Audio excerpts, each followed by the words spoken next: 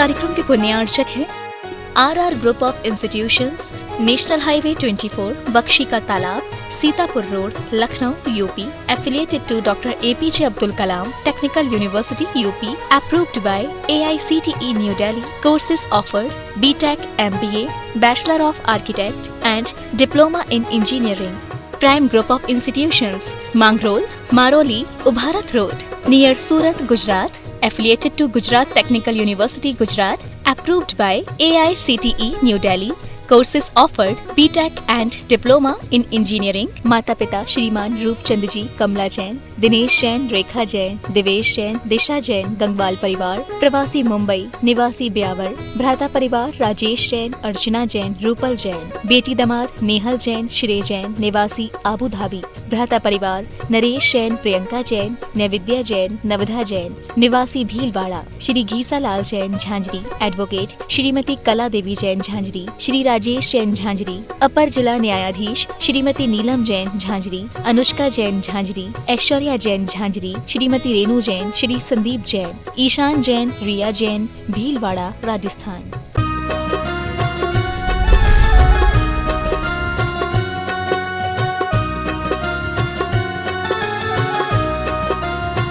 जगत प्रभु चंद्र प्रभु भगवान की, संत श्रवणी आचार्य भगवान विद्यासागर जी महाराज की, परम पूज्य प्रमाणिक संत महामना मुनिराज प्रमाण सागर जी महाराज की जय, परम पूज्य सागर जी महाराज की जय।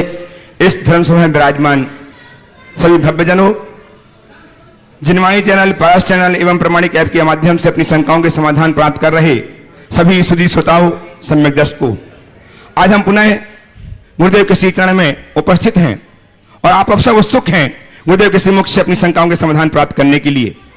मैं गुरुदेव के श्रीमुख से अपनी समाधान प्राप्त कराऊं, उसके पूर्व चाहता हूं कि गुरुदेव का आशीष आच्छादित हम पर हो।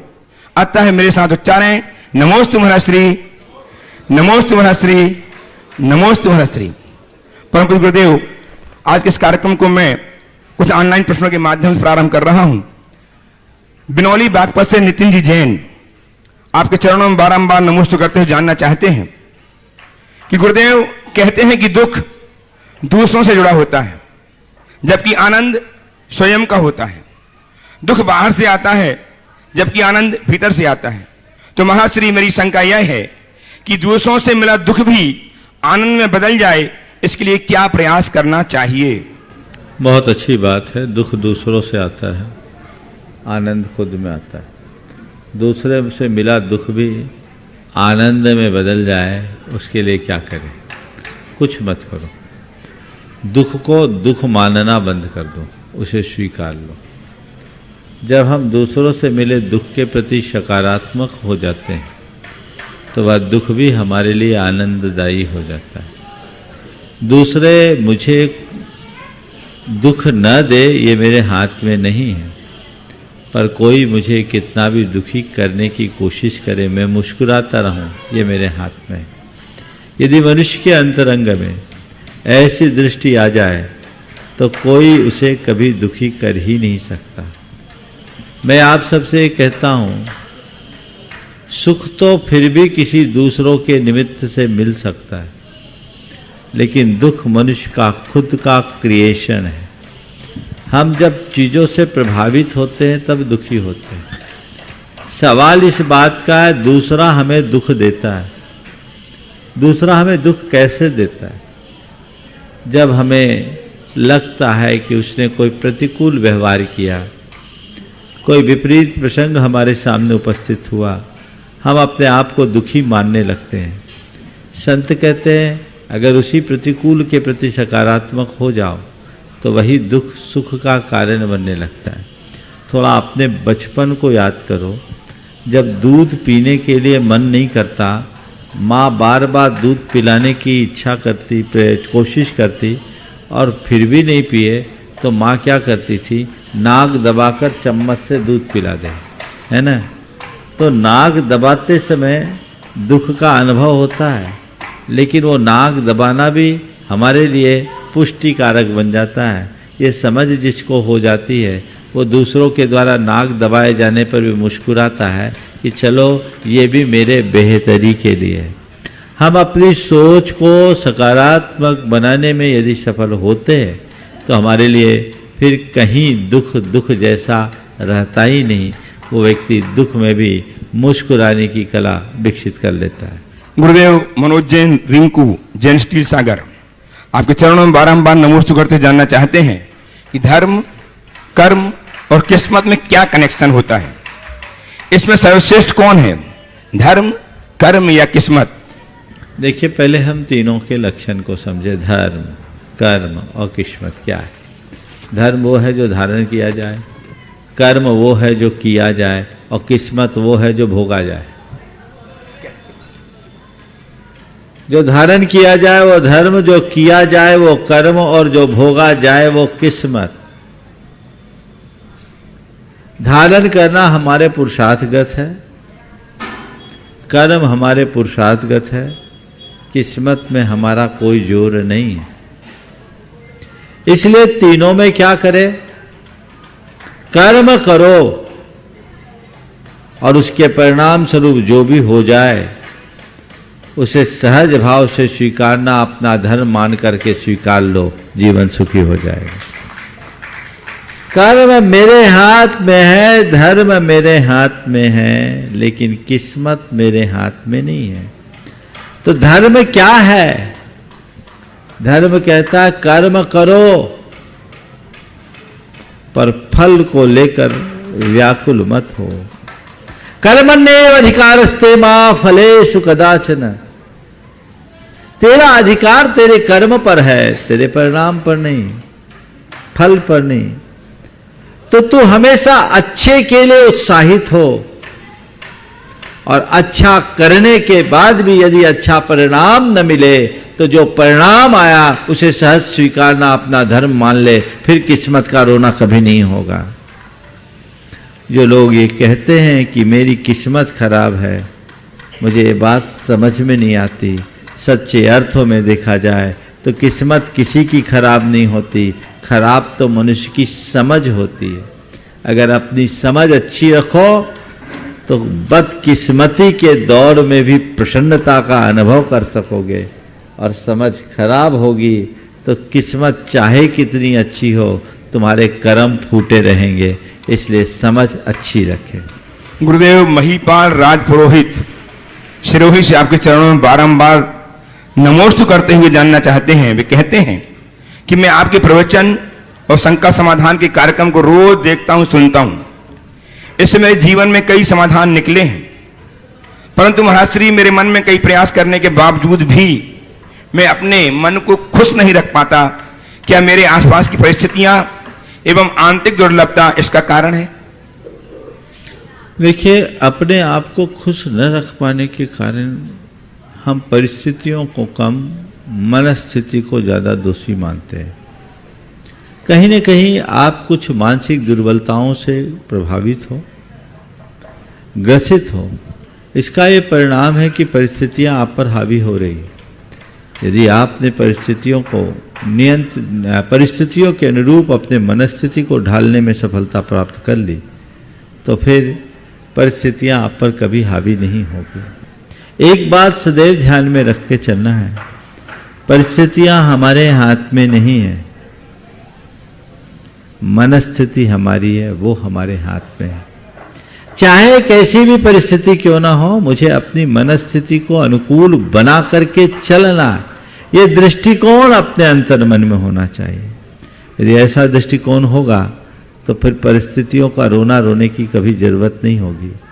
अपनी सोच को सकारात्मक बनाएं, कर्म सिद्धांत पर विश्वास रखें, आत्मविश्वास को प्रगाढ़ बनाकर चले तो हम अपने जीवन को निश्चित अच्छा कर सकेंगे।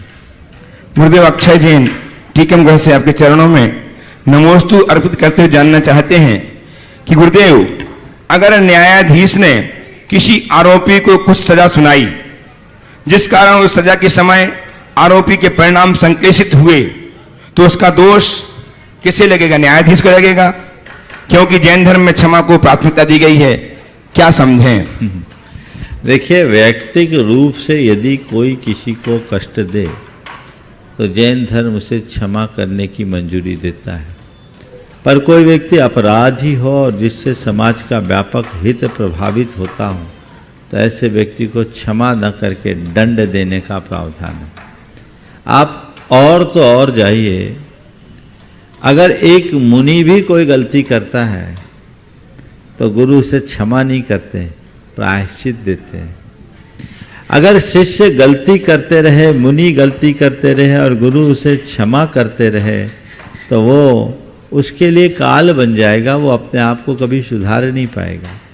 इसलिए जब मुनियों के लिए प्रायश्चित रूप दंड है तो अपराधी के लिए जो दंड विधान है वो एक प्रकार का धर्म है। उसके प्रति, उसकी वजह से हमारी सारी सामाजिक व्यवस्थाएं सुचारू होती। अगर ऐसा ना हो तो अराजकता फैलेगी। तो कोई न्यायाधीश अगर किसी को दंड देता है तो न्याय करता है, वो द्वेषवश नहीं करता। न्यायाधीश के हृदय में किसी के प्रति द्वेष नहीं होता, राग नहीं होता। अपराधी के अपराध के अनुरूप सब पक्षों को सुनकर, सारी दलीलों को सुनकर वो अपना फैसला सुनाता है। उसका फैसला तटस्थ होता है, वो पूर्वाग्रह से ग्रसित नहीं होता। इसलिए वो कहीं से भी दोष का भागीदार नहीं होगा। नहीं तो किसी को फांसी की सजा देने वाला न्यायाधीश तो हत्यारा कहलाएगा। अच्छी बात नहीं। न्याय न्याय है और न्याय को न्याय की तरीके से देखना चाहिए, क्योंकि हमारी नीति न्याय से चलती है, इसलिए उसे उसी तरीके से देखना चाहिए। हम कोई क्रिया कर रहे हैं, वो क्रिया उतनी महत्वपूर्ण नहीं, क्रिया के साथ जुड़ी हुई भावना और उसके साथ जुड़ा हुआ उद्देश्य सबसे ज़्यादा महत्वपूर्ण है। इसलिए ये कहना कि ऐसे में न्यायाधीश को दोष लगेगा, ये कतई उचित नहीं है। क्योंकि अगर ऐसा ना किया जाए तो न जाने कितने लोग, निर्दोष लोगों के अत्याचार के शिकार होंगे। इसे सुव्यवस्थित करना दंड विधान के संचालकों का दायित्व है। न्यायाधीश की बात तो जाने दीजिए, सबसे पहले तो उसको दोष लगेगा जिसने केस किया। तो ऐसी बात नहीं है। न्याय न्याय है। न्याय की प्रक्रिया को अपना करके ही हमें आगे बढ़ना चाहिए। गुरुदेव विवेक जी जैन मुंबई महाराष्ट्र से आपके चरणों में बारंबार नमोस्तु करते हुए जानना चाहते हैं कि महाश्री स्वाहा शब्द जो कि हम सब मंत्रोच्चारण के समय बोलते हैं, उसका क्या मतलब है? अगर उसका मतलब अपने द्रव्य की आहुति देना है तो क्या हम श्रावक श्राविका जो टीवी के माध्यम से पूजन, अभिषेक आदि देख रहे हैं, उन्हें स्वाहा बोलने और कुछ द्रव्य ना चढ़ाने से निर्माण का दोष लगेगा, या फिर हमें नमः बोलना चाहिए? और अगर गलती से स्वाहा निकल गया मुंह से तो क्या द्रव्य राशि, दान राशि निकालनी चाहिए? देखिए, स्वाहा सुष्ठु हाथ से स्वाहा बना, पूरी तरह त्याग करने का अर्थ स्वाहा है ना? तो त्याग करने के अर्थ में हम स्वाहा करते हैं। निश्चित स्वाहा तब करना चाहिए जब हमारे पास द्रव्य सामग्री हो। लेकिन यदि इस तरह की टीवी आदि के कार्यक्रमों में आप स्वाहा बोलते हैं तो दोष नहीं। उसमें आप जो स्वाहा कर रहा है उसकी अनुमोदना कर रहे हैं, तो कृत कारित अनुमोदन बराबर है ना? तो आप वहां स्वाहा कर रहा है, वो जो द्रव्य चढ़ा रहा है, आप सोचो ये द्रव्य मैं भी चढ़ा रहा हूं, तो महाराज ये तो सब फीका फीका होगा। अरे ठीक है ना, द्रव्य तुम्हारे पास नहीं है तो चलो, पूजन के द्रव्य नहीं है, जेब का द्रव्य तो है, उस समय उसकी अनुमोदना कर लो और बाद में अपने जेब से द्रव्य निकाल के वहां पहुंचा दो कि भैया ये लो, ये द्रव्य सामग्री में मेरा भी योगदान। तो कृत कारित अनुमोदन का लाभ आपको मिल सकता है। जब हमारे पास प्रत्यक्ष कोई क्रिया करने की अनुकूलता हो तो हम प्रत्यक्ष क्रिया करें, और यदि वो नहीं कर पाए तो कम से कम कारित, और कारित नहीं तो अनुमोदन तो हम कर ही सकते हैं। गुरुदेव श्रीमान डीसी जैन साहब, बाहुबली कॉलोनी सागर, आपके चरणों में बारंबार नमोस्तु करते हुए जानना चाहते हैं कि किसी ने कितनी सच्ची बात कही है कि बहुत सी गलतियां हुई जीवन में, लेकिन जो गलतियां लोगों को पहचानने में हुई उसी का नुकसान आज सबसे ज्यादा है। तो महाश्री, मेरी शंका यह है कि लोगों को पहचानने में कौन सी कला अपनाएं कि जिंदगी में कहीं पछताना ना पड़े। बहुत सारी गलतियां की हमने, पर जो गलतियां लोगों को पहचानने में की उसका आभास आज भी है। ऐसी कौन सी प्रक्रिया अपनाएं कि लोगों को पहचानने में गलती ना हो?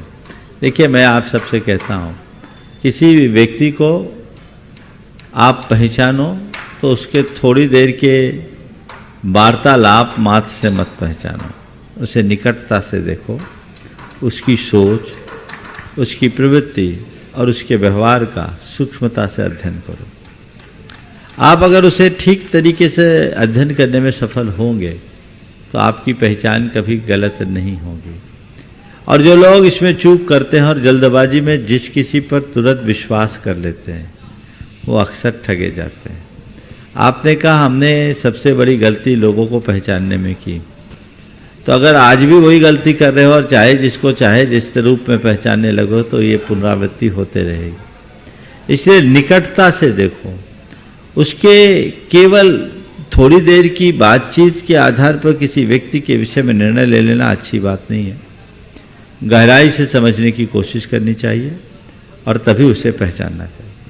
गुरुदेव, आज का अंतिम ऑनलाइन प्रश्न मडगांव गोवा से श्री विद्याधर जी बालू आपके चरणों में बारंबार नमोस्तु करते हुए कहते हैं कि कहा गया है कि जिंदगी को सरलतम बनाने के लिए इन दो चीजों की गणना करना बंद कर दो, खुद के दुखों की और दूसरों के सुखों की। तो महाराज श्री, मेरी शंका यह है कि हम किन दो चीजों की गिनती करें जिससे जीवन आनंद से भर जाए। बहुत अच्छी बात कही है। जीवन को यदि हर पल जीवन को सरलतम बनाना चाहते हैं, सरलतम बनाना चाहते हैं या श्रेष्ठतम बनाना चाहते हैं तो खुद की दुखों की और दूसरों की सुखों की गणना करना बंद कर दो। इन्होंने पूछा हम किन चीज़ों को गिने जिससे हम अपने जीवन को श्रेष्ठतम बना सकें, तो मैं ये कहूँगा औरों के गुणों को और अपने दोषों को गिनना शुरू कर दो, जीवन अपने आप निखरता जाएगा और हम आगे बढ़ते जाएंगे। और अब मैं आप सबको प्रत्यक्षतः उपस्थित करूं उसके पूर्व परम पूज्य महाराज श्री की परिकल्पना जो आपकी उदारता से बहुत शीघ्र साकार रूप लेने वाली है, जिसको अपने अंदर में बैठा करके आप सब निरंतर गुणात्मा से जुड़ करके अपने जीवन को धन्य कर रहे हैं। आज भी अनेक भव्यात्माओं ने, अनेक लोगों ने अपने आप को जोड़ा है। उन सबके नाम मैं उच्चारित कर रहा हूं, आप उनका अभिनंदन तालियां बजाकर अवश्य करें, तालियां अवश्य बजाएं। अभिनव जी जैन, सरिता जैन, श्री बिनी जी जैन न्यू दिल्ली से निर्माण निधि के रूप में जुड़ करके अपने जीवन धन्य कर रहे हैं, बहुत बहुत साधुवाद। निर्माण निधि के रूप में ही श्रीमती सुधा रानी जी जैन, श्री अरुण कुमार जी जैन इंदौर, श्रीमती मनोरमा विमल जैन वाराणसी बालाघाट, श्री अमित शिल्पा जैन इंदौर, श्रीमती किरण देवी झांझरी, श्री चंदनमल जी विक्रम आदित्य सलोनी झांझरी दारांग असम, श्रीमती कल्पना जैन, डॉक्टर अजय कुमार जैन बालाघाट, श्रीमती सुमन बाई विमलना चतुर भुसावल जलगांव, इन्होंने अपने आप को निर्माण भी ग्रुप जोड़कर धन्य किया है, बहुत बहुत साधुवाद। आज निर्माण मित्र के रूप में उपस्थित है यहाँ प्रोफेसर डॉक्टर सरिता नलिन कोठैया जी सोलापुर से। वे आए, गुरुदेव की अभिवंदना करें, आशीर्वाद प्राप्त करें और उनका सम्मान करने के लिए प्रोफेसर डॉक्टर रेखा नवीन चंद जैन बेंगलोर वे आए, उनका सम्मान करके उनका जीवन धन्य करें, गुणांतर के गौरव को संबोधित करें। डॉक्टर रेखा नवीन चंद जैन बेंगलोर इनका सम्मान करेंगे, जो इनकी पीएचडी की गुरु भी हैं और निर्माण गुणांतर संबद्ध हैं। शुद्धार के रूप में आज कुमारी देशना जैन, सुपुत्री शैलेश लिप्टन, ज्योति जैन, लिप्टन परिवार विदिशा, इन्होंने अपने आप को संबद्ध किया है, बहुत बहुत साधुवाद। आ जाए, मंच में आए, गुरुदेव की अभिवंदना करें, आशीर्वाद प्राप्त करें और इनका सम्मान करने के लिए गुणायतन के प्रशासनिक प्रमुख श्रीमान शैलन कुमार जी जैन एवं सीईओ श्रीमान सुभाष जी जैन आए और इनका सम्मान करके गुणायतन के गौरव को प्रकटित करें।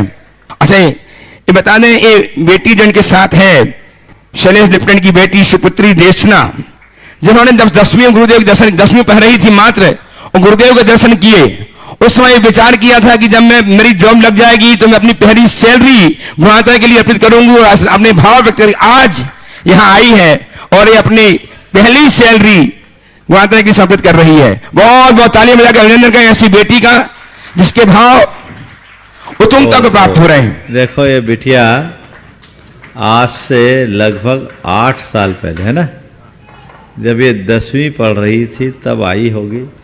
उसके पिताजी ने आज मुझे याद दिलाया और तब उसने मन में संकल्प लिया था कि जब भी मेरी जॉब लगेगी उसकी पहली सैलरी मैं गुणायतन को अर्पित करूंगी। आज बहुत अच्छी जॉब लगी है इसकी, और इस बेटिया ने अपने उस संकल्प को पूर्ण करने के ख्याल से यहाँ आकर आज अपनी पहली सैलरी अर्पित की है। निश्चित ये बहुत पुण्य का कार्य किया है और गुणायतन का सूत्रधार अपने द्रव्य से। अच्छा, और मेधावी छात्रा होने के कारण मुख्यमंत्री ने मेधावी छात्रा होने के कारण मुख्यमंत्री ने 4 साल तक इनको छात्रवृत्ति दी, वजीफा दी, पूरी फीस दी, और आज इसने अपने आप को प्रमाणित किया है। निश्चित ऐसे ही जीवन की उन्नति करते रहो और संस्कारों की ज्योत अपने अंदर जगाए रखो। निर्वाण निधि के रूप सुधा के रूप में निर्वाण निधि से सूत्रधार बनकर के शरद कुसुम पाटनी, डॉक्टर शालिनी जैन, डॉक्टर अंजुम जी, शैलेश जी, डॉक्टर विद्या जैन जयपुर से संबद्ध हुए हैं। बहुत बहुत साधुवाद, ताली बजाकर अभिनंदन करें।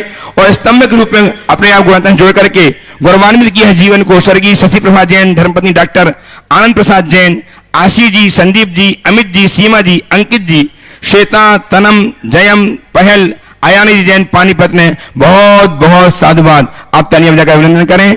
और हम अब आपको पहले प्रश्न के लिए देशना को आमंत्रित कर देशना आएंगी और पहला प्रश्न प्रस्तुत करके समाधान प्राप्त करेंगी। तैयार रहेंगी श्रीमती उषा जी जैन के सुपुत्र राहुल जी जैन के पुत्र अविनीश जैन, आशा जैन विदिशा से ट्रस्टी गुणायतन।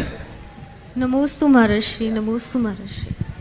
महर्षि, मेरा प्रश्न ये है कि कई बार जैसे हमें पढ़ने को या काम करने के लिए मेट्रो सिटीज़ में जाना पड़ता है, तो कई बार व्यवस्था ना मिलने के कारण और अनुकूल परिस्थिति ना होने के कारण धर्म हमारा छूट जाता है, या कोई हमारे जो पुराने नियम होते हैं वो खंडित हो जाते हैं, या फिर आगे कोई और नियम लेने में बाधक हो जाते हैं कि हम आगे बाहर जाएंगे तो हमें परिस्थिति नहीं मिलेगी, या ये तो हमें ऐसा क्या हमारा वो रहना चाहिए कि हम आगे भी और नियम लें और हम धर्म से जुड़े रहें।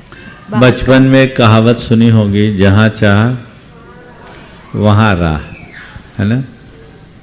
मेरे संपर्क में ऐसे अनेक तुम्हारे जैसे युवक और युवतियाँ हैं जिन्होंने अपने जीवन के नियमों को इन विषम परिस्थितियों में भी अच्छे से निभाया है। तो पहली कोशिश करनी चाहिए कि हम नियम का निर्वाह दृढ़ता से करें।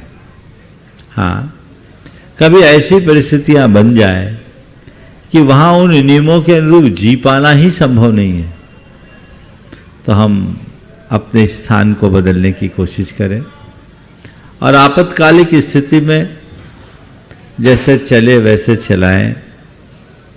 जैसे अभी लॉकडाउन हुआ कोविड के कारण, बहुतों का दर्शन छूटा, और 1-2 दिन के लिए नहीं, महीनों के लिए।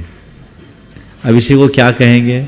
हम लोगों ने भी मंच से लोगों को यही कहा कि भाई ऐसे समय में आपद धर्म का निर्वाह करें। अभी क्या था? प्रमाद नहीं था, परिस्थिति थी।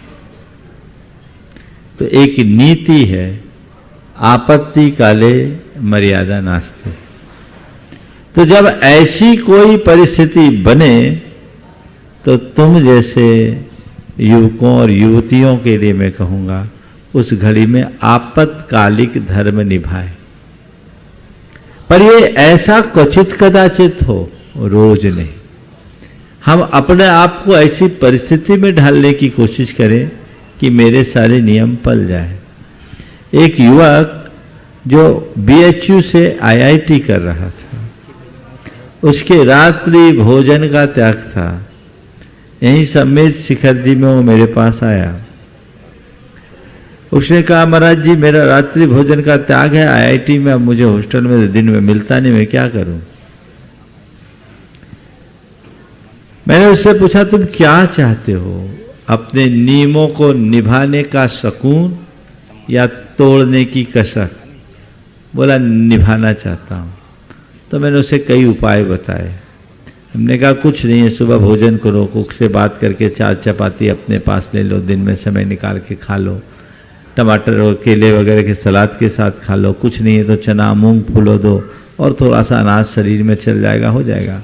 बोला, महाराज आपका इतना मोटिवेशन मिल गया, मेरे लिए पर्याप्त है। उस युवक का आईआईटी पूरा हुआ और मारुति में जॉब लगी। वो मेरे पास दोबारा आया 2014 में ही शिखर जी में। तो उसने कहा महाराज मेरी मारुति में जॉब लग गई और मैं एक टाइम खाकर पूरा आईआईटी कर लिया।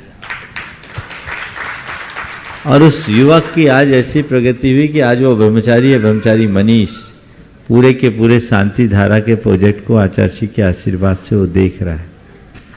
तो कहने का तात्पर्य ये है, मन में दृढ़ता होनी चाहिए, रास्ता मिलेगा।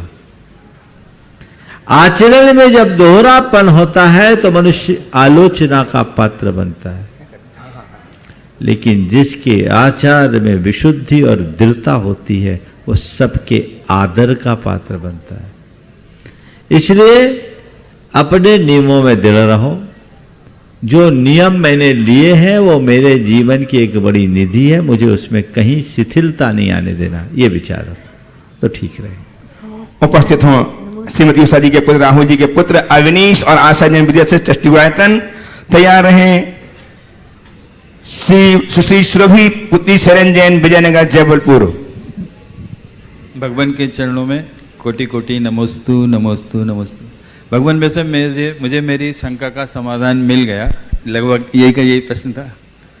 हाँ हो गया, चलो बहुत अच्छा। बच्चों को है तो पूछो, बच्चों को दो, बोलो। हाँ नमोस्तु। भगवान छोटा सा सवाल, अरहंत परमेष्टि और सिद्ध परमेष्टि में मूल रूप से जनबिंब में क्या अंतर देख सकते हैं हम? देखिए, प्रतिमा हमेशा साकार होती, निराकार नहीं। और शास्त्रों में अरहंत और सिद्ध प्रतिमा की स्थापना में एक विधान बताया, प्रातिहार्य सहित अरहंत प्रतिमा, प्रातिहार रहित सिद्ध प्रतिमा। छत्र चमर आदि हैं तो वो अरहंत है, सिद्ध में छत्र चमर नहीं होंगे, चिन्ह नहीं। नमोस्तु नमोस्तु। उपस्थित हों सुश्री सुरभि पुत्री शरण जैन विजयनगर जबलपुर। तैयार हैं श्रीमती डॉक्टर सरिता कोठाड़िया जी शोलापुर से। नमोस्तु महाराज श्री, नमोस्तु महाराज श्री, नमोस्तु महाराज। महाराज जी मेरा ये प्रश्न है कि मैं मास्टर्स कर रही हूँ फार्मेसी में, उसमें मुझे चूहों पर एक्सपेरिमेंट करना पड़ेगा, तो उसमें मुझे पाप लगेगा क्या? पुण्य लगेगा। ये बताओ, किसी को मारोगे, चीड़ोगे, फाड़ोगे तो पाप तो लगेगा ही नहीं। हाँ लगेगा। हाँ महाराज। तो फिर महाराज मैं क्या करूं, पढ़ाई छोड़ दूं? मेडिकल और फार्मेसी के लाइन में जो भी जाते हैं उनको इस हिंसा का भागीदार तो बनना पड़ता है। हालांकि मेडिकल में तो अब थोड़ी सुविधा हो गई है मॉडल्स के माध्यम से, पर फार्मेसी में तो ये सब करना पड़ता है। तो इसमें अपने आप को यथासंभव बचाने की कोशिश करना चाहिए और इस पाप का एहसास मन में होना चाहिए। और यदि इस क्षेत्र में हो तो एक संकल्प मन में लो कि जब भी मैं निकल करके आगे आऊँगी, जन कल्याण के लिए अच्छे कार्य करूँगी, लोगों के प्राणों को बचाने में हम योगदान देंगे, ताकि जो हिंसाकृत पाप मेरे सिर में आया है मैं उसे धो सकूं। एक रास्ता यही है, हालांकि अवॉइड करना ही सबसे अच्छा विकल्प। उपस्थित हों शोलापुर महाराष्ट्र से प्रोफेसर डॉक्टर सरिता जी कोठाड़िया और तैयार हैं श्रीमती स्मृति जैन पहल जैन के साथ झांसी से। मुनिश्री प्रमाण सागर जी महाराज के चरणों में मेरा शत शत नमोस्तु नमोस्तु नमस्ते। एक प्रश्न ऐसा है गुरुदेव, हमेशा हमें दिखाई देता है कि वृद्ध व्यक्ति के चेहरे की झुर्रियाँ और उसका अकेलापन तथा अपनों से दूरियाँ उसकी सारी जिंदगी के भागदौड़ के मेहनताना के फल के रूप में साफ साफ दिखाई देते हैं। फिर भी वो अपनी भागदौड़ को कमी या बंद क्यों नहीं करना चाहते? इसी का नाम मोह है। बराबर है, मोह। समझ गए? हाँ, मैं आपको बताऊं, एक सज्जन जिनकी धर्मपत्नी नहीं थी और बेटे बहू उनसे अच्छा व्यवहार नहीं करते थे, वो खुद पेशे से प्रोफेसर थे उनको अच्छी पेंशन मिलती, उन्होंने कई बुक्स लिखी, उसकी रॉयल्टी मिलती, अच्छी अर्निंग्स थी, वो सारा पैसा अपने बच्चों को देते। बच्चों में भी एक बच्चे की हो जिसके पास वो रहते थे, और वही उससे सबसे ज़्यादा अभद्र व्यवहार करता था, वो उसको देते। और ऐसा कोई दिन नहीं होता जिस दिन अपने बेटे और बहू के उपेक्षा और तिरस्कारपूर्ण वचनों को नहीं सुनते। एक दिन उन्होंने अपने मन की व्यथा मुझे सुनाई। मैंने कहा क्यों चिपके हो घर में, आ जाओ, तुम्हारे लिए एक से एक व्यवस्था है। अब महाराज बेटा है, सोचता हूँ थोड़ा कमजोर है, सहयोग देते हैं। हम बोले ऊपर चले जाओगे तो कौन देगा। महाराज क्या करूँ, मन है कि मानता नहीं। तो गालियां खाने के बाद भी लोग दुर्गत कराने के लिए तैयार हैं। व्यक्ति को बहुत सजग और सावधान होने की आवश्यकता और अपेक्षा है। जो सजग रहेगा, सावधान रहेगा, उसके साथ ऐसी स्थिति कभी नहीं बनती। इसलिए सतत जागरूक रह करके चले और ऐसी परिस्थितियों के निर्मित होने के पहले ही अपनी राह पकड़ ले, तो फिर कुछ कठिनाई नहीं होगी। जिसने वृद्धावस्था के दौर में आने से पूर्व संयम की राह पकड़ ली, उसका बुढ़ापा उसके लिए वरदान है, और जो असंयम में फंसा रहा, उसका बुढ़ापा उसके लिए बोझ। तय करे हमें क्या करना है। उपस्थित हो श्रीमती स्मृति संयम की जैन धारणा पहल जन के से साथ। परिग्रह का त्याग। बिल्कुल। धन्यवाद। झांसी से उपस्थित हो स्मृति जैन पहल जन के साथ। तैयार है श्रीमान अजय जी गंगवाल अजमेर से। नमोस्तु महाराष्ट्री। मेरा प्रश्न यह है कि हम बच्चे लोग रोज़ सुबह स्कूल जाते हैं, इसीलिए हम लोग रोज़ मंदिर नहीं जा पाते हैं, तो महाराष्ट्री हम लोग क्या करें। सुबह स्कूल जाओ, शाम को मंदिर जाओ। ऐसा कर सकते कि नहीं कर सकते? कर सकते हैं। घर से कितनी दूर है मंदिर? 1 किलोमीटर। स्कूल कितनी दूर है? 4 किलोमीटर। तो 4 किलोमीटर दूर स्कूल जा सकती हो, तो 1 किलोमीटर पास मंदिर क्यों नहीं जा सकती? सुबह नहीं तो शाम को जाने की कोशिश करो। समझ गए? कोशिश करना चाहिए, और नहीं है तो जिस दिन छुट्टी हो उस दिन जरूर जाओ। आइए श्रीमान अजय जी गंगवाल अजमेर से। तैयार है श्रीमान सिंघई श्री मुकेश जी रश्मि जी जैन ट्रस्टी गुणायतन मंदसौर। नमोस्तु महाराज जी, नमोस्तु महाराज जी, नमोस्तु महाराज जी। महाराज जी मेरी ओर से मेरे समस्त परिजन और समस्त अजमेर जैन समाज की ओर से आदर नमोस्तु नमोस्तु। महाराज जी मेरा एक प्रश्न है कि आपने अभी भी बताया था, और पहले भी आप कई बार बता चुके इस चीज़ को, और उसको हमने हमारे जीवन में उतारा भी है कि परिस्थितियाँ हमारे हाथ में नहीं है, लेकिन मन स्थिति हमारे हाथ में है। महाराज जी 2 वर्ष पूर्व मेरे साथ भी यही परिस्थिति आई थी, जब मेरी बाईपास हुई थी, और जब मुझे ऑपरेशन थिएटर में ले जाया जा रहा था, तो मैंने सिर्फ एक कायोसर किया और एक मन में एक ही विकल्प लिया कि जो मेरे आराध्य देव आदिनाथ भगवान, उनसे मैंने निवेदन किया और आपसे गुरुजी से निवेदन किया कि जब तक मेरा ऑपरेशन चले आप दोनों को मेरे साथ थिएटर में रहना है। और गुरुजी मेरा पूर्ण विश्वास था कि एक तरफ मेरे साथ भगवान थे और एक तरफ आप थे। और तो क्या ये वास्तव में जो है श्रावक का एक विश्वास होता है या भ्रम है? मैं कहता हूँ आम खाओ पेड़ काहे गिन रहे हो, तुम्हारा काम बन गया ना, आनंद लो। देखिए विश्वास में बहुत बड़ी ताकत है। अगर हमारे हृदय में किसी के प्रति विश्वास है तो इसका असर होता है, और विज्ञान भी इसे स्वीकारता है। यह प्लेसिबो इफेक्ट कहलाता है। प्लेसिबो इफेक्ट बहुत बड़ा इफेक्ट है। एक प्लेसिबो इफेक्ट, एक नोसिबो इफेक्ट। प्लेसिबो इफेक्ट है मन में विश्वास जग जाना कि अब मैं ठीक हो जाऊंगा, तो डिस्टिल वाटर का भी इंजेक्शन लगा दे तो तुम ठीक हो जाओगे। अरे ये बहुत अच्छी दवाई है, बहुत अच्छी चीज़ है, मैं ठीक हो जाऊंगा। और नोसिबो इफेक्ट, अगर मन में ये बात बैठ गई कि अब मैं बचा नहीं, ये मेरे लिए कोई दवाई नहीं लग सकती, ये भयंकर बीमारी है, तो साधारण सी बीमारी भी भयंकर हो जाती। जिसके हृदय में गुरुओं के प्रति विश्वास है और उनके आशीर्वाद पर जो भरोसा रखता है, उस आशीर्वाद के परिणाम स्वरूप उनका वो आत्मविश्वास बढ़ जाता है, वो प्लेसिबो इफेक्ट कर देता है। हाँ अब तो हम ठीक हो जाएंगे, आशीर्वाद मिल गया, तो ये असर हो जाता है। ये चमत्कार वही है, इसलिए इसे भ्रम मत मानिए, ये यथार्थ है। विश्वास की ताकत का एक श्रेष्ठ उदाहरण है। जरूर देखें। गुरुजी श्रीमान- आपके आशीर्वाद है कि बच्चा इसी अटेम्प्ट में दोनों ग्रुप एक साथ क्लियर करके सीए बन बहुत जाए, तो सुंदर आपके आशीर्वाद। है। श्रीमान सिंह श्री मुकेश जैन रश्मि जैन अपना प्रश्न प्रस्तुत करें।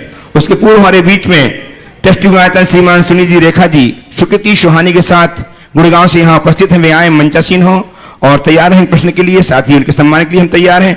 श्रीमान सैनन जी जैन जो एक छुपा रुस्तम के रूप में हासिल कल कहा था, एक सेवा भावी युवक आज यहाँ विराजमान देवी मंच में आ जाएं, उनका भी हम सम्मान करेंगे और वो अपना प्रश्न प्रस्तुत करेंगे।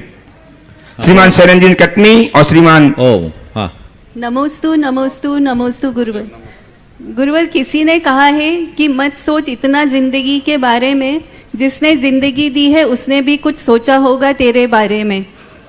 लेकिन महाराज जी, आजकल के पेरेंट्स बच्चों के शादी संबंध एवं अन्य मामलों में इतना ज़्यादा सोचते हैं कि निर्णय ही नहीं कर पाते हैं, तो कृपया मार्गदर्शन करें। जो ज़्यादा सोचते हैं उनका हाल क्या है सबको पता है। हमें प्रयास करना चाहिए, परेशान नहीं होना चाहिए। ज़रूरत से ज़्यादा किसी भी विषय में सोचने वालों की स्थिति भयानक होती है। हमें उससे अपने आप को बचा के चलना चाहिए। जितना बने हम सहजता के साथ जिएं और अपने जीवन के लिए बेहतर करने की कोशिश करें। एक बात सबको ध्यान में रखना चाहिए कि जब समय आता है तभी होता है। विवाह आदि को लेकर माँ बाप बहुत चिंतित होते हैं। एक बार एक सज्जन मेरे पास आए, उन्होंने मुझसे कहा, महाराज जी काल सर्प योग क्या होता है? हम बोले काल सर्प तो सबके ऊपर है। बोले क्या है? बोले महाराज जी काल रूपी सांप। मैंने कहा काल रूपी सांप तो सबके सिर पर बैठा है, तो काल सर्प योग है? महाराज जी नहीं, मैं पूछ रहा हूँ उसके निवारण का क्या उपाय? बोले एक ही निवारण का उपाय है। काल रूपी सर्प के प्रकोप से बचना चाहते हो तो उसके निवारण का एक ही उपाय है। बोले क्या उपाय? मैंने कहा रत्नत्रय धारण कर लो, मुनि बन जा। नहीं नहीं महाराज जी, वो तो हमारे बस की नहीं है, लेकिन पंडित तो जब से कह रहा बहुत टेंशन में। बोले क्या हो गया? तो महाराज मेरे बेटे की शादी नहीं हो रही, 28 साल की उम्र हो गई और सब पंडित बोलता है कि काल सर्प योग है, जब तक इसका निवारण नहीं कराओगे तब तक नहीं होगा। बोले क्या हुआ? निवारण कराया? बोला 3 बार उतारा कर लिया। बोला अभी तक तो नहीं हुआ। हमने बोला ये बता तेरी शादी कितनी उम्र में हुई थी? बोले 2 साल पहले, 30 साल में। हमने कहा तेरी शादी कितनी उम्र में हुई? बोले मेरी शादी 30 साल की उम्र में हुई थी। हम बोले अभी 2 साल और बाकी है। अब सहज मुँह से निकल गया। हमने कहा अभी 2 साल और बाकी है, तुम इन सब चक्करों में मत पड़ो, जब संयोग होगा तो होगा। जब तुम्हारी शादी 30 साल में हो सकती है तो बेटा तो 28 साल का है। तुम्हें तो ये सोचना चाहिए बदले कि ज़माने में थोड़ा और आगे बढ़ने की भी बात आ जाए तो कोई बात नहीं, तुम निष्फिक्र रहो, प्रयास करो, किसी चक्कर में मत पड़ो। इस तरह के उतारे फुतारे से कुछ नहीं होता। अपना समय निकालो, समय पर सब काम होगा। जो कल देगा वो कल की व्यवस्था भी देगा। मैंने उन्हें समझाया और संयोग से उस लड़के की शादी 30 साल में ही हो पाई। 30 साल में हो गई उसकी शादी, अब बच्चे भी हो गए। तो ये कहने का मतलब है चीज़ों को लेकर के तनाव मन में कभी हावी नहीं होने देना चाहिए। सब चीज़ों को पहली बनती कोशिश प्रयास करना चाहिए और पर्याप्त प्रयास करने के बाद भी परिणाम न आए तो समय पर टाल देना चाहिए। नमोस्तु। श्रीमान सुनील जी रेखा जी जैन सुकृति सुहानी के साथ गुड़गांव से ट्रस्टी गुणायतन आज उपस्थित हैं। गुरुदेव वंदनार्थ आज ट्रस्टी बने, आज ट्रस्टी बने गुणायतन से जुड़े, आज संबद्ध हुए हैं। आज इनका सम्मान करने के लिए श्रीमान सुभाष जी जैन सीईओ गुणायतन, श्रीमान अजित जी पंत भोपाल ट्रस्टी गुणायतन सम्मान करके इनका गुणायतन के गौरव को संवर्धित करेंगे। आए तालियां आपकी बजें, आपकी तालियां, सम्मान इनका होना चाहिए लगातार। और ये अपना प्रश्न प्रस्तुत करेंगे श्रीमान सुनील जी रेखा जी जो आज गुणायतन से ट्रस्टी ग्रुप में संबद्ध हुए हैं और प्रमाणिक समूह के आप समन्वयक सुकृति सुहानी प्रमाणिक समन्वयक के रूप में बहुत दिनों से जुड़ करके अपना काम कर रही हैं। इनके साथ साधुवाद के साथ साथ तालियों का अभिनंदन। और हमारे बीच में श्रीमान सैनन कटनी से जो शांत भाव से निरंतर मानव सेवा में लगे रहते हैं, यहाँ सुखर जी आकर के सेवाता में अपनी सेवाएं दिया करते हैं। ऐसे सैनन जी का सम्मान करने के लिए मैं आमंत्रित कर रहा हूं श्रीमान अरुण जी जैन प्रांतीय अध्यक्ष जयपुर, आज जिनका जन्मदिन है, ये आज का सम्मान करके गुणायतन गौरव को संवर्धित करेंगे। सैनन जी का सम्मान करेंगे अरुण जी जैन प्रांतीय अध्यक्ष जयपुर। और श्रीमान सुनील जी अपना प्रश्न प्रस्तुत करें। आपकी तालियां गूंजें सैनन जी के लिए। श्रीमान सुनील जी, रेखा जी अपना प्रश्न प्रस्तुत करेंगे। आ जाइए। तैयार रहेंगे श्रीमान अरुण जी एवं श्री सैनन जी अपने प्रश्न के लिए। त्रिबार नमोस्तु महाराज श्री, दोनों महाराज श्री को त्रिबार नमोस्तु। महाराज श्री, एक छोटा सा प्रश्न था कि दोष, दुर्बलता और विकारों पे विजय कैसे प्राप्त करें? क्योंकि ऐसा लगता है कभी कोई चक्रव्यूह है, एक को सॉल्व करते हैं तो दूसरा मतलब कुछ ना कुछ, मतलब सारी विकारों को ज्ञान होता है तो विनय जाता है, कुछ ना कुछ। दोषों, दुर्बलताओं और दुर्गुणों को दूर कैसे करें, इनके प्रति जागरूक हों, एक एक को संभालें। पहले हम अपने दोषों को, फिर दुर्बलताओं को, फिर दुर्गुणों को एक साथ हम सबको करेंगे तो कुछ नहीं होगा। एक साधे सब सधे, सब साधे सब जाए। मैंने एक दिन अपने पूरे प्रवचन में दोष, दुर्बलता और दुर्गुणों की चर्चा की थी। दोष क्या है, दुर्बलता क्या है और दुर्गुण क्या है, इसे थोड़ा सा आप समझ भी लें। दोष हमारे अंदर के जो विकार हैं वो दोष है। दुर्बलताएं हमारी जो बुरी आदतें हैं वो दुर्बलताएं हैं। समझ गए? कई लोगों की स्वभावगत दुर्बलताएं होती हैं जो उनकी आदत में शुमार हो जाती है। दोष अंदर का विकार है, जैसे किसी के अंदर काम, क्रोध, लोभ, मोह की वृत्तियां हैं। दुर्बलताएं उनकी आदत के रूप में होती हैं और दुर्गुण वो जो हमारी बुरी प्रवृत्तियां बन जाती हैं। इनको हम क्रमशः अगर जागरूक होकर एक एक को चुन करके कम करने की कोशिश करें तो ये सब चीज़ें बहुत सहजता से नियंत्रित हो सकती। और मैं इसमें कहूँगा सबसे पहले दोषों पर नियंत्रण करें। दोष दूर होंगे तो हम दुर्बलताओं पर नियंत्रण लाने में सक्षम होंगे और दुर्बलताएं नियंत्रित होगी तो दुर्गुण भी दूर होंगे। श्रीमान सैनन जी जैन कटनी से अपना प्रश्न प्रस्तुत करें। तैयार हैं श्रीमान अरुण जी जैन, प्रांतीय अध्यक्ष गुणायतन जयपुर। मुनिद्वय के चरणों में नमोस्तु नमोस्तु नमोस्तु। महाराज श्री, प्राय देखा जाता है कि जो व्यक्ति दान देता है उनमें से आधे से लोग जब उन्हें मंदिर में प्रतिष्ठा नहीं मिलती या उन्हें मुकुट नहीं दिया जाता तो वो बिफर जाते हैं और आयोजकों को भला बुरा कहते हैं। उस समय हम हैं या जो भी उपस्थित समुदाय होता है वो नकारात्मक प्रतिक्रिया देता है और उसमें हम भी अपनी सहभागिता दे देते हैं। तो महाराज जी, ये जो नकारात्मक प्रक्रिया में हम अपनी पाप बंद करते हैं, हम उससे कैसे बचें? बहुत ही व्यवहारिक सवाल आपने उपस्थित किया है। सबसे पहली बात तो जो दान देता है, दान देकर मान नहीं करना चाहिए और आयोजकों को दानी का पूरा सम्मान करना चाहिए। वो उनको सम्मान करे ताकि उनको संक्लेश न हो और दानी को ये सोचना चाहिए नेकी कर और दरिया में डाल। मैंने इनसे सम्मान पाने के लिए दान नहीं किया, अपने कल्याण के लिए दान किया, ये सोच होनी चाहिए। क्या फर्क पड़ जाएगा कि भरी सभा में तुम्हारा नाम लेके तुम्हें बुला लिया जाए, उससे क्या मिलेगा?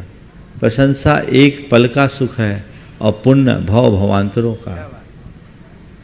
आपको एक तय करना है कि आपने लोगों की प्रशंसा पाने के लिए धन किया, प्रशंसा पाने के लिए दान किया है या पुण्य कमाकर अपने जीवन को धन्य बनाने के लिए। अगर अपने जीवन को धन्य बनाने के लिए दान किया है तो इसको छोड़ो, उसकी तरफ दृष्टि ही मत डालो।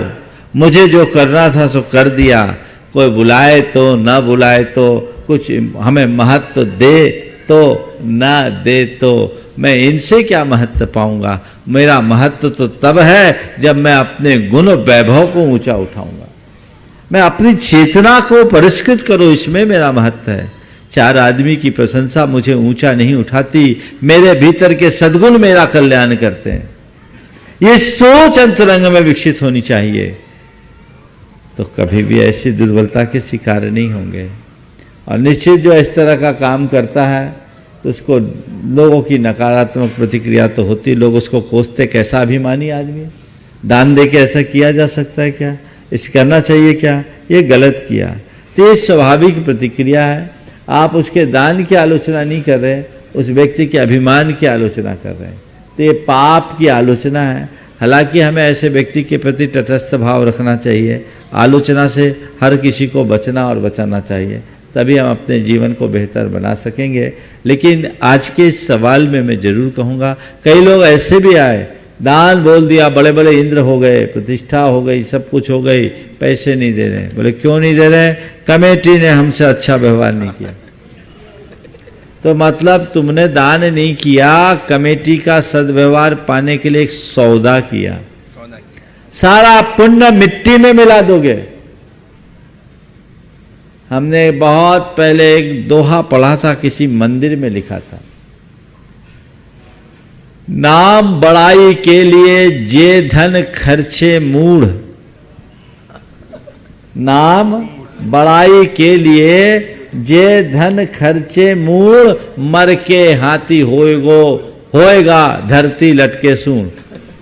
सबसे लंबी नाक तो उसी की, तो लोग नाक के लिए देते हैं ना, तो लंबी नाक चाहिए, नाक बड़ी करना है तो हाथी बनोगे। बात सही है, तो इन सब बातों को बहुत गंभीरता से समझ करके काम करना चाहिए और इनमें यथासंभव सावधानी रखनी चाहिए। उपस्थित हो श्रीमान अरुण जी जैन, जो आज अपने जन्मदिन के लिए जन्मदिन में अभिवंदनार्थ गुरुदेव के चरणों में आए हैं जयपुर से। तैयार हैं श्रीमान विपिन जी जैन सिंह। विपिन जी जैन, अशोकनगर से ट्रस्टी गुणायतन। नमोस्तु गुरुवर, नमोस्तु गुरुवर, नमोस्तु गुरुवर। गुरुवर, भाव संभालने से मन संभल जाता है, शब्द संभालने से वचन संभल जाते हैं, बात व्यवहार संभालने से रिश्ते संभल जाते हैं। भावों में स्थिरता, शब्दों में मधुरता और व्यवहार में सहनशीलता कैसे लाएं महाराज? भावों में स्थिरता, वचनों में मधुरता और व्यवहार में सहनशीलता कैसे लाए? बस कुछ मत करो। अगर अपने भावों में स्थिरता, वचनों में मधुरता और व्यवहार में सहनशीलता लाना चाहते हो तो अपने आत्मा के स्वरूप को पहचानो। मैं कौन हूँ, मेरा क्या है, मैं क्या कर रहा हूँ और मुझे क्या करना चाहिए। इन 4 सवालों पर रोज विचार करो। दोहरा रहा हूँ, मैं कौन हूँ, मेरा क्या है, मैं क्या कर रहा हूँ और मुझे क्या करना चाहिए। जो मनुष्य इन सवालों को अपने आप से पूछता है, पक्के तौर पर उसका जीवन व्यवहार बदल जाता है और वो अपना जीवन बेहतर कर सकता है। नमोस्तु महाराज। श्रीमान सिंह विपिन जी जैन, अशोकनगर से ट्रस्टी गुणायतन। तैयार हैं श्रीमती सीमा जैन, शुभम जैन, भानगढ़, बीना, मध्य प्रदेश से। गुरुदेव के चरणों में मेरा और मेरे परिवार की ओर से त्रिवार नमोस्तु। गुरुदेव, आज परम पूज्य विशुद्ध सागर जी महाराज सत्संग आज इस गुणायतन परिसर में पधारे और उन्होंने क्लिपिंग के माध्यम से गुणायतन का अवलोकन किया, मंदिर का और थीम पार्क का, और सबने इस पार्क की, थीम पार्क की और गुणायतन मंदिर की भूरी भूरी बहुत प्रशंसा की। गुरुदेव, इस क्लिपिंग देखने के दौरान मैंने एक चीज महसूस की, जो समूहशरण की रचना है इंद्र द्वारा की जाती है, तो जो प्रतिमाएं मानस्तंभ में विराजमान होती है, वो प्रतिमाएं आती कहां से है, उनकी प्रतिष्ठा कहां से होती है गुरुदेव, और वो कहां चली जाती हैं? देखिए, समूहशरण दिव्य है और दिव्य वस्तुओं की रचना दिव्य निधियों से होती है। स्वर्गों में ऐसे दिव्य निधियों के भंडार, समझ गए। वहाँ एक व्यवसायपुर नाम का स्थान होता है, वहाँ के मान स्तंभों में भी कुछ ऐसे स्थान होते हैं जहाँ भगवान के वस्त्र आभूषण होते हैं और ये दिव्य निधियाँ स्वर्गों के दिव्य स्थानों में रहते हैं। वहाँ से वो सारा मटेरियल आता है और फटाफट अंतर मुहूर्त में असेंबल होकर के समूहशरण का रूप ले लेता है। एक बात ध्यान रखने की है कि समूहशरण विक्रिया से निर्मित नहीं होता।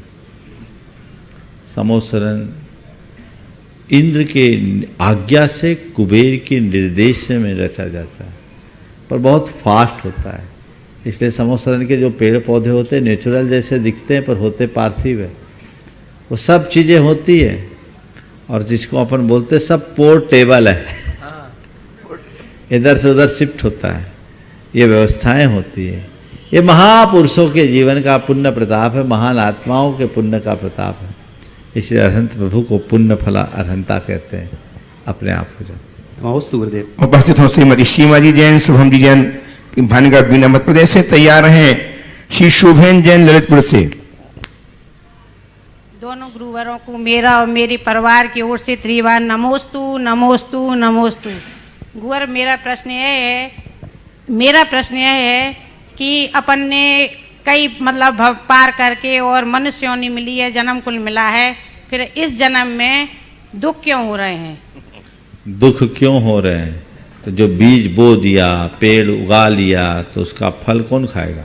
तो इसी भव के हैं कि मतलब पहले वाले भव के? आज पेड़ लगाते आज ही फल मिलता है क्या? बोलो। तो अपन को जैन का जो बोल रहा हूँ तो आज पेड़ लगा आज ही फल मिलता है? कब मिलता है? बाद में। तो हमने जो आज फल खा रहे हैं, हाँ। वो हमारे ही द्वारा लगाए पेड़ के हैं। और हम आगे के लिए भी पेड़ लगाते जा रहे हैं ताकि हमको फल खाने के लिए किसी की बाट ना जोहना पड़े। हाँ। और जब तक ऐसा चलता रहेगा ऐसे ही फल भोगते रहेंगे। अगर हमें चाहिए कि हम दुख के फलों से बचे तो अभी से अपने आप को संभालना है। श्री शोभन जैन ललितपुर से उपस्थित हो। आखिरी। नमोस्तु महाराज श्री, मैं शोभन जैन ललितपुर। महाराज जी मेरा प्रश्न है, अगर दीवार पर दरार पड़ जाती है तो उसे सीमेंट से भर देते हैं। अगर दिलों में दरार आ जाए तो अपने लोग भी पराये हो जाते हैं। तो मुनिश्री ऐसा क्या करें कि अपने पराये ना हो और पराये अपने हो जाएं? देखिए, दीवार में पड़ी दरार को सीमेंट से भरना सरल है, दिल में पड़ी दरार को पाटना बड़ा मुश्किल है। क्योंकि दीवार ईंट गारे से बना है। ईंट गारे से बनी चीज़ को ईंट गारे से, सीमेंट से हम भर सकते हैं, लेकिन दिल का संबंध हमारी भावनाओं से है। उसे एक बार टूटने के बाद पूरा कर पाना बहुत कठिन होता है। इसलिए हमारी कोशिश होनी चाहिए कि हम न किसी का दिल तोड़ें, न अपना दिल टूटने दें। उसे इतना मजबूत बनाएं कि बाहर की बातों से वो कहीं से प्रभावित न हो और हमारा जीवन सुव्यवस्थित आगे चलता रहे। इस प्रकार आज के इस सत्र को परम पूज्य गुरुदेव के चरणों में नमन अर्पित करते हुए मैं यहीं पर विराम ले रहा हूँ। बोलिए परम पूज्य आचार्य गुरुवर श्री विद्यासागर जी महाराज। जय जय जय परम पूज्य महामना मुनिराज प्रमाणसागर जी महाराज की, परम पूज्य अनंत सागर जी महाराज की।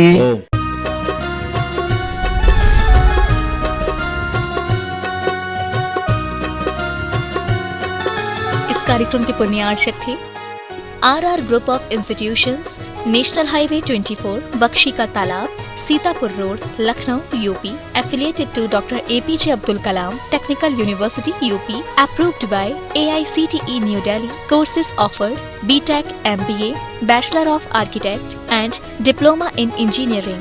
Prime Group of Institutions: Mangrol, Maroli, Ubharat Road, near Surat, Gujarat. Affiliated to Gujarat Technical University, Gujarat. Approved by AICTE New Delhi.